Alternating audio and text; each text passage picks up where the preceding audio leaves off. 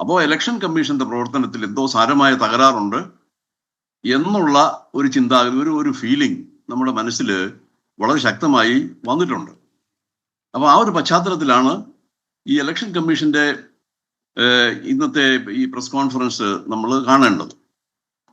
Election കമ്മീഷന്റെ press കോൺഫറൻസിനെ കുറിച്ചൊരു വിലയിരുത്തൽ നടത്തിയാൽ അത് കാതലായ അടിസ്ഥാനപരമായ പ്രശ്നങ്ങൾ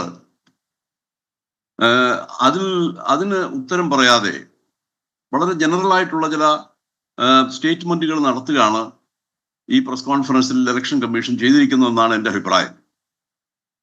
80 പേര് അല്ലെങ്കിൽ 100 പേര് ഒരേ അഡ്രസ്സിൽ എങ്ങനെ ഇലക്ടറൽ ലിസ്റ്റിൽ പേര് ഉൾപ്പെടുത്തി?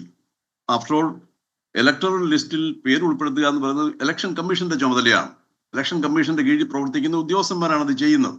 ഇലക്ഷൻ കമ്മീഷൻ അതിന് ഉത്തരവാദിത്തമുള്ളതാണ്. അതെങ്ങനെ സംഭവിച്ചു? കാരണം അങ്ങനെ അല്ലല്ലോ അതിന്റെ പ്രൊസീജിയർ. അതിന്റെ നിയമപരമായിട്ടുള്ള പ്രൊസീജിയർ പരിശോധിച്ചു കഴിഞ്ഞാൽ അങ്ങനെയൊന്നും അല്ല അത് ചെയ്യുന്നത്. വളരെ സുതാര്യമായ രീതിയിൽ ഇത് ചെയ്യണം എന്നുള്ളതാണ് നിയമം അനുശാസിക്കുന്നത്. അങ്ങനെ വരുമ്പോൾ ഇതെങ്ങനെ ചെയ്യുന്നു? അതിനെക്കുറിച്ച് മറുപടി പറയണ്ടേ? ഇലക്ഷൻ കമ്മീഷൻ അങ്ങനെ ഒരു മറുപടി പറയാൻ സാധിച്ചില്ല എന്നുള്ളതാണ്.